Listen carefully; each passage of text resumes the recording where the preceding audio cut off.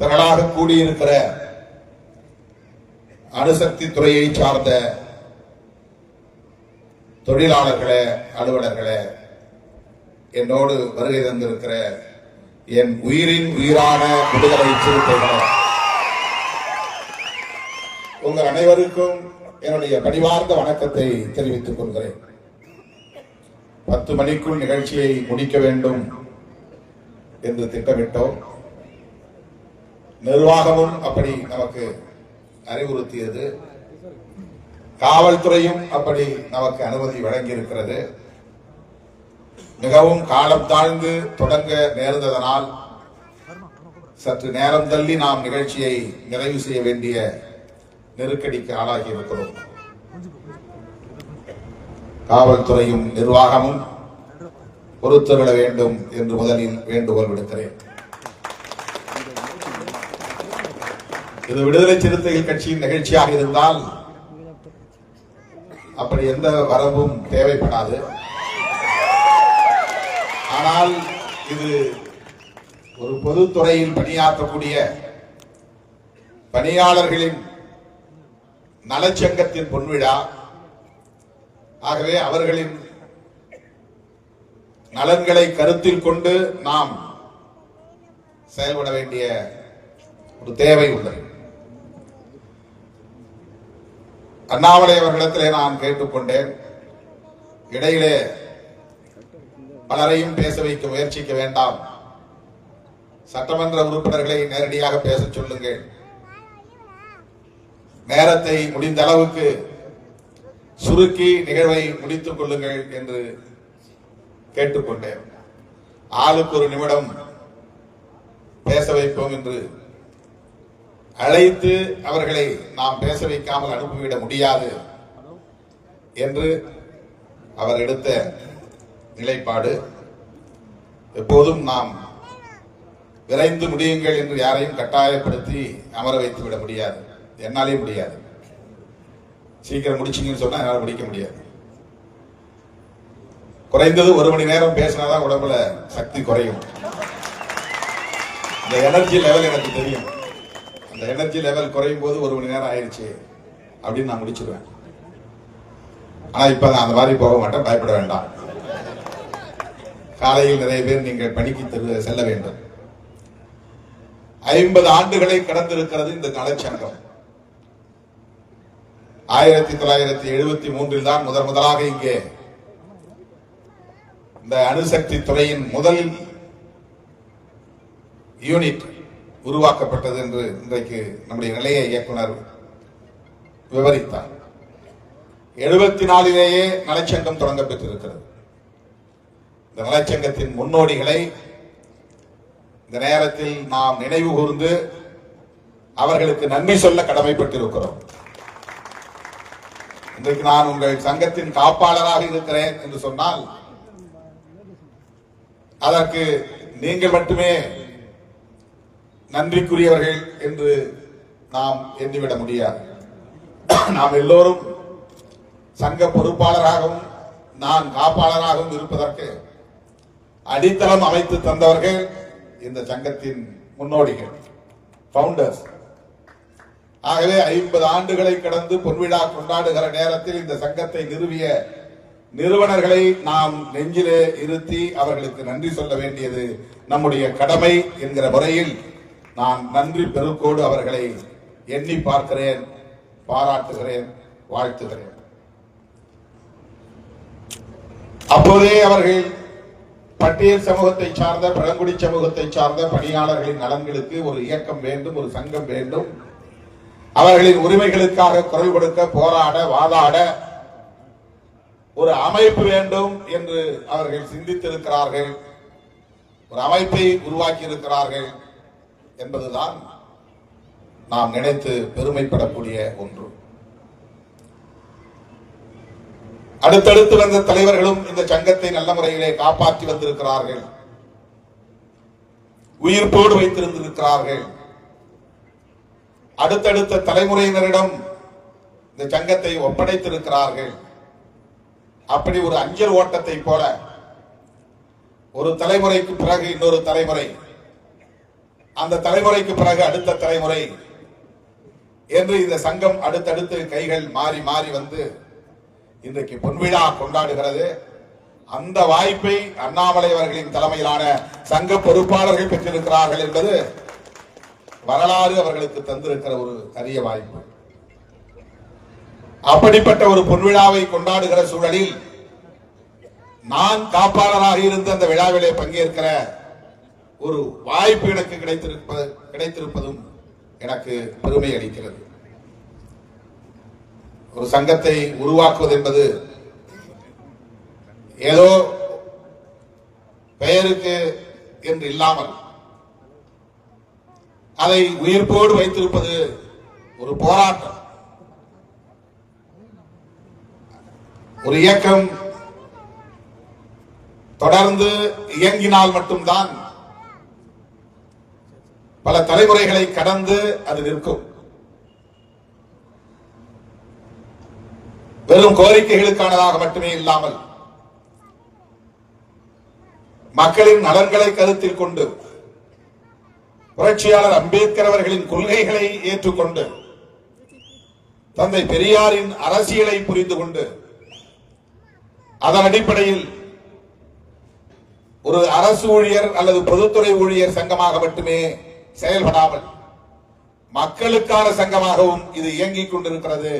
சுற்று வட்டாரத்தில் உள்ள பொதுமக்களின் நலன்களுக்கான ஒரு சங்கமாகவும் இது போராடி கொண்டிருக்கிறது என்பதற்கு சான்று உங்களோடு கைதான புதுப்பட்டினம் முன்னாள் ஊராட்சி மன்ற தலைவர் பக்கீர் முகமது அவர்களின் ஈடுபாடு. உங்களோடு சேர்ந்தவர் கைதாகி சிறை செல்லக்கூடிய அளவுக்கு இந்த பகுதியில் வாழக்கூடிய மக்களோடு நீங்கள் இணைந்து பிணைந்து நிற்கிறீர்கள். அவர்கள் உங்களோடு பின்னி பிணைந்து இருக்கிறார்கள் என்பதை அந்த ஒரு நிகழ்வே நமக்கு சான்றாக இருக்கிறது. நான் பேசுவதற்கு முன்னதாக சமூக நீதிக்காக போராடி சிறை சென்றவர்களை எல்லாம் நீங்கள் வாழ்த்த வேண்டும், அவர்களுக்கு நினைவு பரிசு வழங்க வேண்டும், அதன் பிறகு நிறைவாக நீங்கள் உரையாற்ற வேண்டும் என்றுதான் அண்ணாமலை அவர்களின் இடத்திலே சொன்னார். ஏற்கனவே நேரம் கடந்து விட்டது. அதையெல்லாம் முடித்துவிட்டு நான் எப்போது போய் மைக்கை பிடிப்பது? ஆகவே முதலில் நான் 10 நிமிடம் பேசி விடுகிறேன். அவர்கள் அனைவரையும் பொறுமையாக இருக்க சொல்லுங்கள்.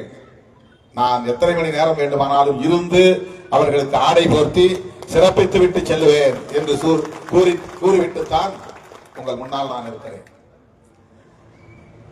ஆகவே ஒரு இயக்கம் அல்லது சங்கம் வெறும்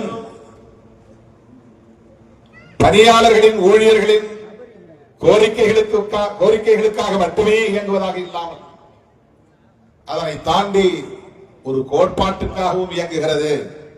அதுதான் சமூக நீதி என்கிற கோட்பாடு. அந்த புரிதல் இந்த சங்கத்திற்கு இருக்கிறது என்பதுதான் பாராட்டுதலுக்குரியது. எந்த சங்கமாக இருந்தாலும் ஒரு கோட்பாட்டு புரிதல் தேவை, கொள்கை புரிதல் தேவை. அந்த கோட்பாட்டை பாதுகாப்பதற்காக நாம் போராட வேண்டும் என்கிற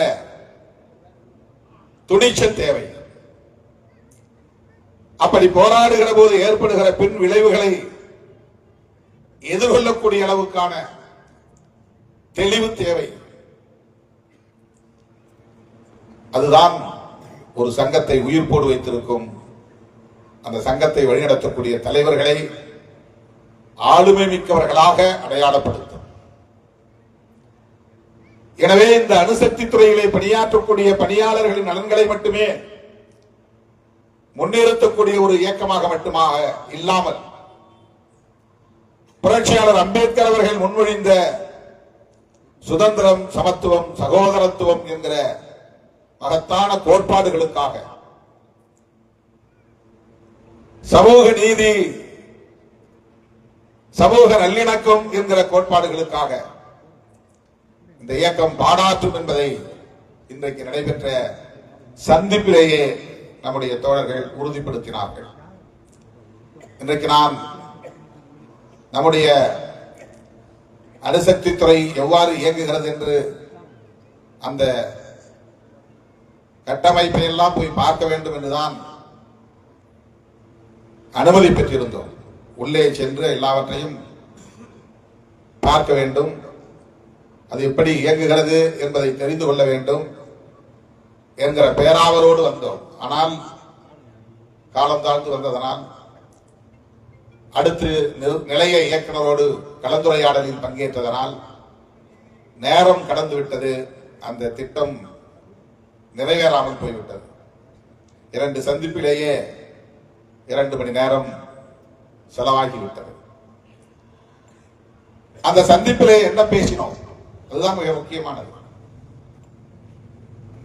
அந்த சந்திப்பிலே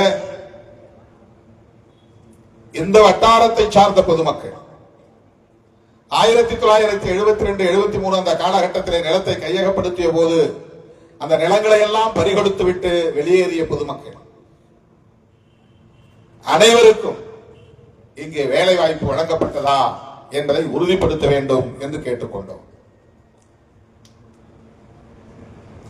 அடுத்து புதிதாக உருவாகக்கூடிய வேலை வாய்ப்புகளில் இந்த வட்டாரத்தை சார்ந்த பொதுமக்களுக்கு, தகுதியுள்ளவர்களுக்கு வேலை வாய்ப்பிலே முன்னுரிமை வழங்கப்பட்டிருக்கிறதா என்ற கேள்விகளை எழுப்பினார்.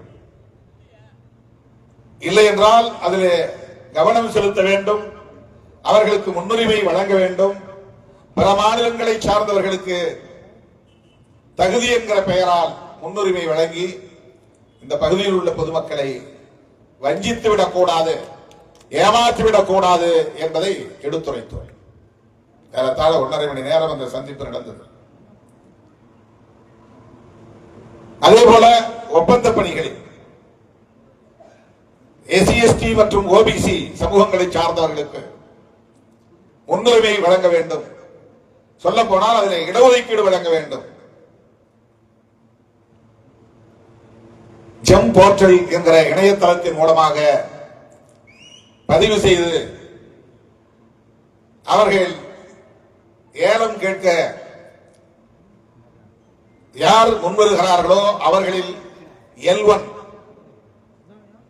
என்கிற நபரை தேர்வு செய்து அதன் அடிப்படையில் தான் ஒப்பந்த பணிகள் வழங்கப்படுகின்றன என்கிற விளக்கத்தை அவர்கள் தந்தார்கள். என்றாலும் அவர்களில் குறிப்பிட்ட அளவுக்கான எண்ணிக்கையில் SC/ST மற்றும் OBC பிரிவை சார்ந்தவர்களுக்கு வாய்ப்பு வழங்க வேண்டும் என்று கேள்வி எழுப்பிய போது ஏற்கனவே 3% அப்படி நாங்கள் வழங்கி வருகிறோம் என்கிற தகவலையும் சொன்னார்கள்.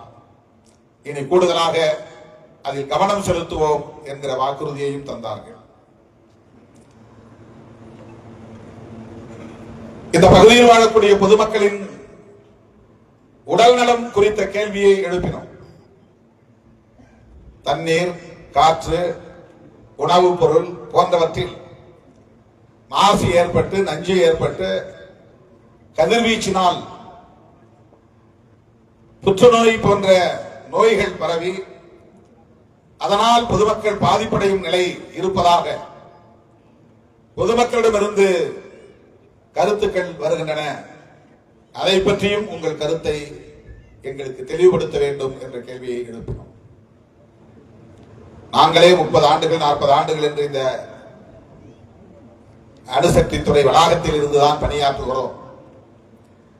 முழு பாதுகாப்பை உத்தரவாதப்படுத்தக்கூடிய வகையில் தான் எல்லா பாதுகாப்பு நடவடிக்கைகளும் மேற்கொள்ளப்பட்டிருக்கின்றன. கண் சிகிச்சை முகாம்களை நடத்துகிறோம். இன்னும் அவர்களுக்கு தேவையான மருத்துவம் தொடர்பான உதவிகளையும் செய்து வருகிறோம் என்று நிலைய இயக்குனர் எங்களுக்கு விளக்கம் கூறினார். அவர்களுக்கு கட்டணம் இல்லாமல் மருத்துவ பரிசோதனைகள் செய்ய, குறிப்பாக அல்ட்ராசவுண்ட் ஸ்கேன் செய்வதற்கும், டயாலிசிஸ் சிறுநீரக நோயால் பாதிக்கப்பட்டவர்களுக்கு சிகிச்சை அளிப்பதற்கும் இங்கே CSR நிதி மூலம் உதவி செய்ய வேண்டும். இந்த பகுதியை சார்ந்த பொதுமக்களை, பிள்ளைகளின், குழந்தைகளின் கல்வி மேம்பாட்டுக்கு கல்வி உதவித்தொகைகளை வழங்க வேண்டும், ஊக்கத்தொகைகளை வழங்க வேண்டும் என்றெல்லாம் நிலைய இயக்குநரிடத்திலே விரிவாக பேசினோம். ஆகவே இந்த பணியாளர்களின் நலன்கள் என்பதோடு மட்டுமில்லாமல் இந்த வட்டாரத்தை சார்ந்த பொதுமக்களின் நலன்களையும் கருத்தில் கொண்டு அவர்களுக்கான பாதுகாப்பை உறுதிப்படுத்தும் நோக்கில் இந்த நிறுவனம் செயல்பட வேண்டும் என்பதை வலியுறுத்தி இருக்கிறோம். தோழர்களே, ஒரு நலச்சங்கம் பணியாளர்களின் நலன்களை மட்டுமே கருத்தில் கொள்ளாமல் சமூக அக்கறையோடும் செயல்பட வேண்டும் என்பதற்கு இந்த நலச்சங்கம் ஒரு சான்றாக இருக்கிறது என்பதை இந்த நேரத்திலே நான் மகிழ்ச்சியோடு பதிவு செய்ய கடமைப்பட்டிருக்கிறேன். புரட்சியாளர் அம்பேத்கர் அவர்கள் புதிய இந்தியாவை கட்டமைப்பதற்காக அல்லும் பகலும் சிந்தித்து அரும்பாடுபட்டு இன்னும் பல பத்தாண்டுகள் வாழ்ந்திருக்க வேண்டியவர் 65 வயதிலேயே காலமாக நேர்ந்தது. பெரியார் 93, 94 வயது வரையில் வாழ்ந்தார். தந்தை பெரியாரை போல புரட்சியாளர் அம்பேத்கர் அவர்களும் 90 வயது வரையில் வாழ்ந்திருப்பாரே. ஆனால் இந்தியா இன்றைக்கு உலக அரங்கில் தலை நிமிர்ந்து நிற்கும். அவர் விரும்பிய புதிய இந்தியாவை கட்டமைத்திருப்பார். சாதியவாத சக்திகள், மதவாத சக்திகள் தலை தூக்கி இருக்க முடியாது. ஆனால் ஒரு கெடுவாய்ப்பாக புரட்சியாளர் அம்பேத்கர் அவர்களை நாம் இழக்க நேர்ந்துவிட்டது.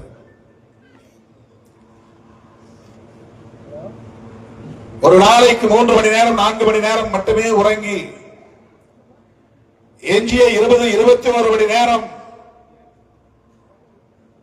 படிக்கவும் எழுதவும் என்று அரும்பாடுபட்ட புரட்சியாளர் அம்பேத்கர் அவர்கள் அரசமைப்பு சட்டம் என்கிற ஒரு மாபெரும்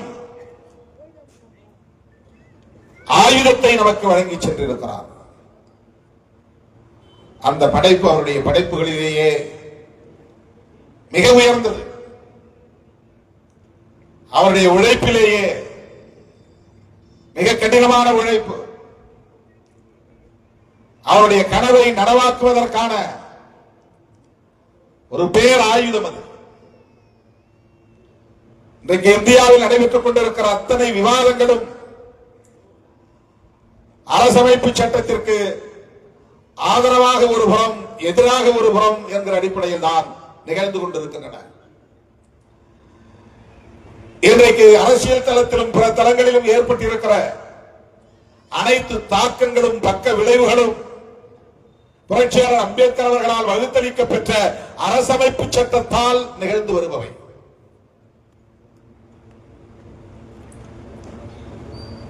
ஒருபுறம் RSS வளர்ச்சி அடைந்தது கூட அரசமைப்பு சட்டம் ஏற்படுத்திய தாக்கத்தின் பக்க விளைவுதான். ஒருபுறம் பிஜேபி ஆட்சிக்கு வந்தது கூட இந்த அரசமைப்பு சட்டம் ஏற்படுத்திய தாக்கத்தின் ஒரு கேடான பக்க விளைவுதான். இந்த சட்டம் அவர்களை அச்சுறுத்தியது, அவர்களை உசுப்பியது, அவர்களை விழித்துக் கொள்ள செய்தது, அவர்களை அமைப்பாக்குவதற்கு வழிவகுத்து விட்டது.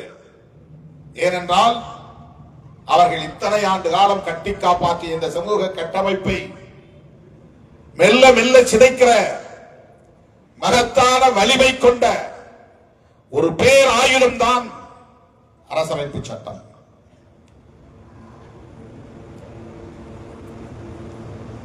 மனு தர்மம், மனு சாஸ்திரம் நடைமுறையில் இருந்த காலத்தில் இன்றைக்கு நாம் பார்க்கிற சமூக கட்டமைப்பு உருவானது. சாதிகள் பல்கி பெருகின, வர்ணாசிரம தர்மப்படி ஆட்சிகள் நடந்தன, பெண்கள் வெறும் ஆண்களுக்கான இச்சை பொருளாக மாற்றப்பட்டார்கள், அவர்களுக்கான வாரிசுகளை பெற்றுத் தரும் எந்திரங்களாக்கப்பட்டார்கள். வெறும் இச்சை பண்டங்களாக மட்டுமே நடத்தப்பட்டு வந்த இந்த மகளிர் சமூகத்தை மீட்பதற்கு வழியில்லாமல் இருந்த சூழலில் தான் அந்த சமூக கட்டமைப்பை அடித்து நொறுக்குகிற பேராற்றல் மிக்க பேராயுதமாக புரட்சியாளர் அம்பேத்கர் அவர்களால் வார்க்க பெற்றதுதான் இந்திய அரசமைப்பு சட்டம். ஆகவேதான் அவர்கள் விழித்துக் கொண்டார்கள். இந்த சட்டத்தை ஏற்றுக்கொள்ளவில்லை. இந்த சட்டம் சொல்லுகிற கோட்பாடுகளை ஏற்றுக்கொள்ளவில்லை. இது முன்மொழியக்கூடிய மதச்சார்பின்மையை ஏற்றுக்கொள்ளவில்லை. சுதந்திரம், சமத்துவம், சகோதரத்துவம் என்கிற கோட்பாடுகளை அவர்கள் ஏற்றுக்கொள்ளவில்லை. இந்த சட்டத்திற்கு எதிராக மக்களை திரட்ட வேண்டும் என்று அவர்கள் செயல் திட்டங்களை வரையறுத்து தீவிரமாக களப்பணியாற்றி இந்தியா முழுவதும் முழுநேர பணியாளர்களை இதற்கென்று ஒதுக்கி இரவும் பகலும் தொடர் பரப்புரைகளில் ஈடுபட்டு மெல்ல மெல்ல பலமுறை தடை செய்யப்பட்ட நிலையிலும் கூட மெல்ல மெல்ல இந்த சங்கத்தை வளர்த்தெடுத்தார்கள். அதனுடைய அரசியல் பிரிவாக ஜனசங்கத்தை உருவாக்கினார்கள். அதன் அடுத்த பரிணாமமாக பாரதிய ஜனதா கட்சியை உருவாக்கினார்கள். அரசமைப்பு சட்டத்தை எதிர்ப்பதற்காகவே உருவான ஒரு சங்கம் என்று சொன்னால் அது மிகையாகாது. அரசமைப்பு சட்டம் தோன்றியது 46க்கு பின்னர் 1950. RSS உருவானது 1925. எப்படி இது பொருந்தும் என்ற கேள்வியை நீங்கள் எழுப்பலாம். அவர்கள் 1925 எந்த நோக்கத்தோடு இந்த சங்கத்தை உருவாக்கினார்களோ அந்த நோக்கத்தை சிதைப்பதற்காக புரட்சியாளர் அம்பேத்கர் அவர்கள் வகுத்த சட்டம் தான் 1957 அரங்கேறுகிறது. அதை சிதைக்கக்கூடிய ஆற்றல் இந்த சங்கத்திற்கு இருக்கிற சூழலில், இந்த சட்டத்திற்கு இருக்கிற சூழலில் இதை எதிர்ப்பதையே முதன்மை செயல் திட்டமாக அந்த சங்கம் வரையறுத்துக் கொண்டது. அதுவே அவர்களின் செயல் திட்டமாக மாறி நிற்கிறது. அருமை தோழர்களே, இது கட்சி அரசியல் என்ற பொருளில் இதை பார்க்க வேண்டாம். புரட்சியாளர் அம்பேத்கரின் அரசியல் என்கிற அணுகுமுறையில் இதை பார்க்க வேண்டும். ஏன் அம்பேத்கர் இதை எழுதினார்? ஏற்கனவே இந்த சமூகம் கட்டமைப்பதற்கு பயன்பட்ட ஒரு சட்டம் மனு சட்டம். அதற்கு மாற்று சட்டம் அதன் பிறகு தோன்றவே இல்லை. அதற்கு எதிரான சட்டங்கள் தோன்றவே இல்லை. ஆங்கிலேயர்கள் வந்த பிறகு ஒவ்வொரு மூட நம்பிக்கைக்கும் அல்லது சமூக விரோத நடவடிக்கைகளுக்கும் எதிரான சட்டங்கள் அவ்வப்போது உருவாயின. சதிவழக்கத்திற்கு எதிரான சட்டங்களை கொண்டு வந்தார்கள். குழந்தை திருமணம் என்கிற பாலிய விவாகத்தை குற்றம் என்று சொல்லுகிற சட்டங்களை கொண்டு வந்தார்கள். இதெல்லாம் பிரிட்டிஷ் ஆட்சி காலத்திலே வந்தது. அவை சட்டங்களாக மட்டுமே வார்க்க பெற்றன. ஆனால் புரட்சியாளர் அம்பேத்கர் அவர்கள் வகுத்தளித்த அரசமைப்பு சட்டம் என்பது உண்மையிலேயே வெறும் சட்டம் இல்லை. அது ஒரு கோட்பாடு. அது ஒரு கோட்பாடு. அது ஒரு டாக்டரின். அது ஒரு மேனிபெஸ்டோ, கொள்கை அறிக்கை. அரசமைப்பு சட்டத்தின் பிரியாம்பல் என்கிற அந்த முகப்புரையிலே சொல்லப்பட்டிருக்கிற 10 வரிகள் தான் இவ்வளவு பெரிய தாக்கத்தை இந்த சமூகத்தில் ஏற்படுத்தி வருகிறது. இவ்வளவு பெரிய மாற்றங்களை ஏற்படுத்தி வருகிறது. இவ்வளவு பெரிய விவாதங்களை உருவாக்கி கொண்டிருக்கிறது. வலதுசாரிகள் அரசமைப்பு சட்டத்திற்கு எதிராக சிந்திக்கிறார்கள். இடதுசாரிகள் அரசமைப்பு சட்டத்தை பாதுகாக்க போராடி கொண்டிருக்கிறோம்.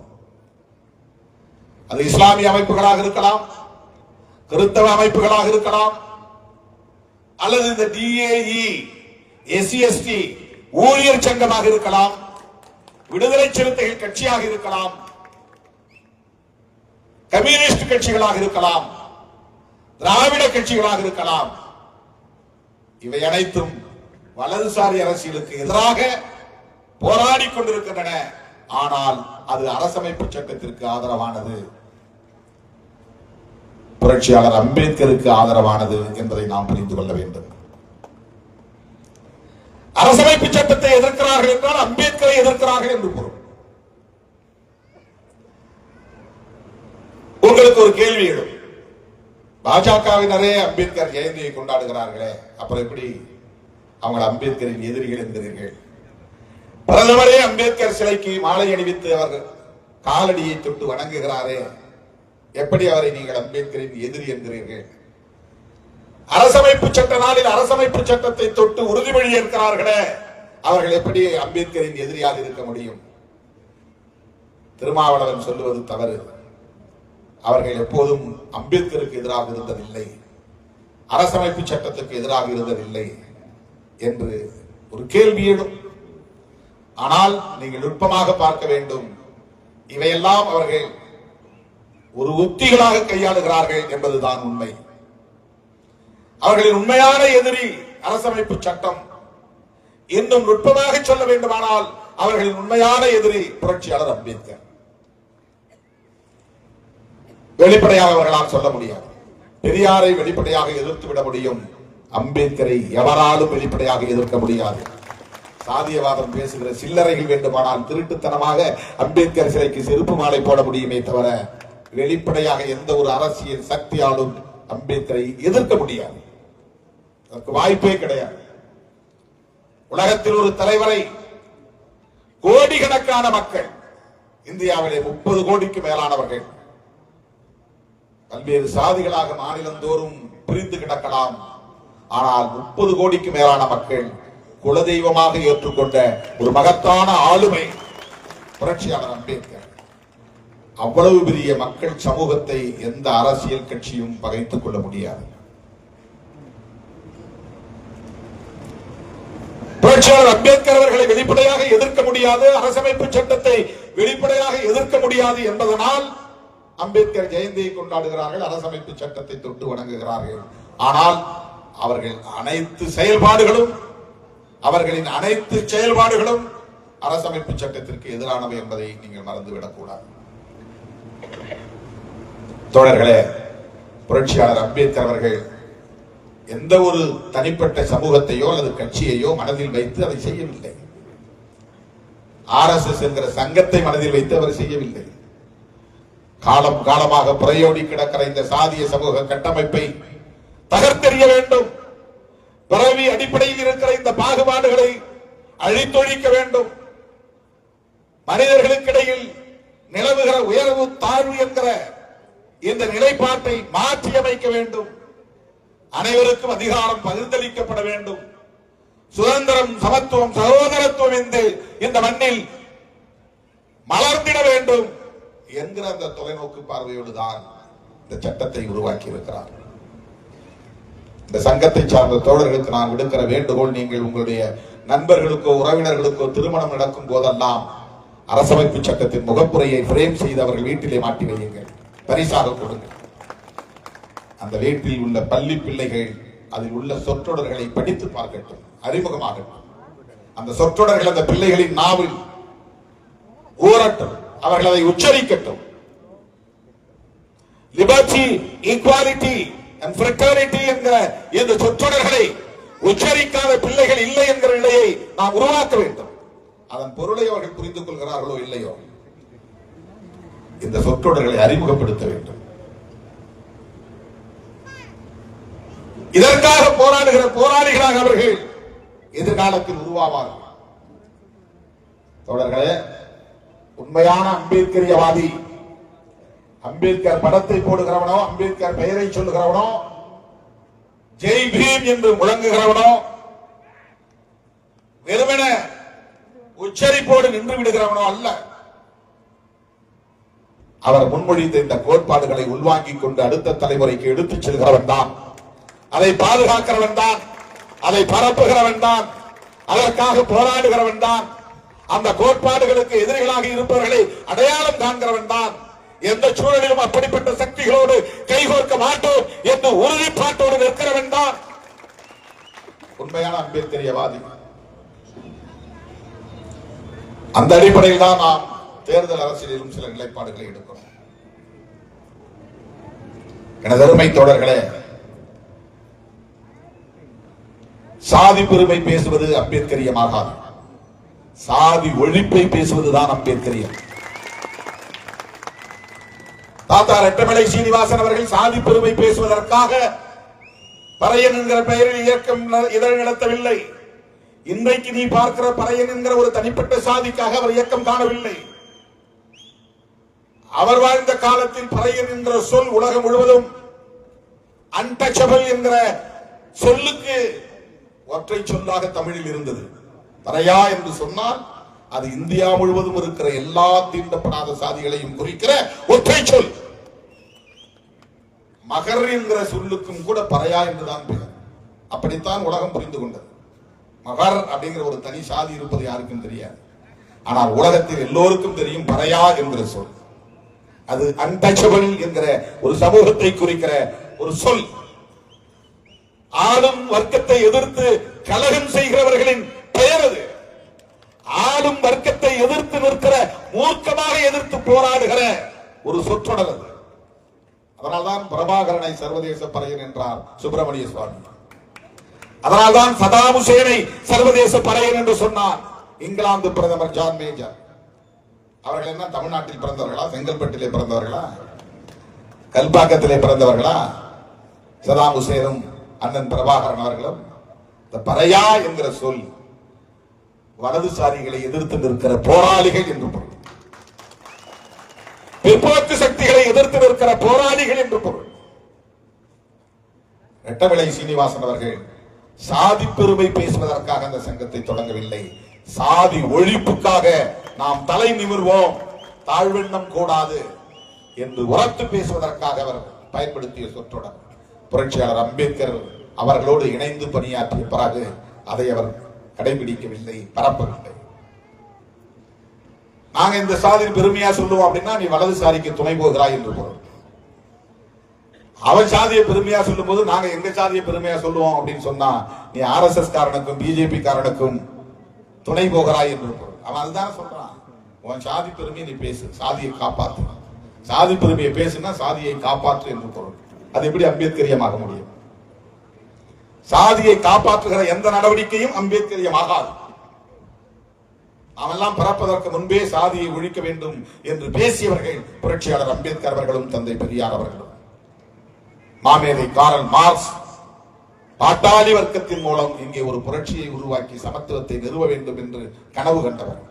அந்த மாமனிதர்களின் கொள்கை வழியில் விடுதலை சிறுத்தைகள் கட்சி மட்டுமல்ல, பொன்விழா காணும் இந்த நலச்சங்கமும் செயல்படுகிறது, தொடர்ந்து செயல்படும், செயல்பட வேண்டும் என்று வாழ்த்தி பாராட்டி வாய்ப்புக்கு நன்றி கூறி முடிக்கிறேன். நன்றி, வணக்கம்.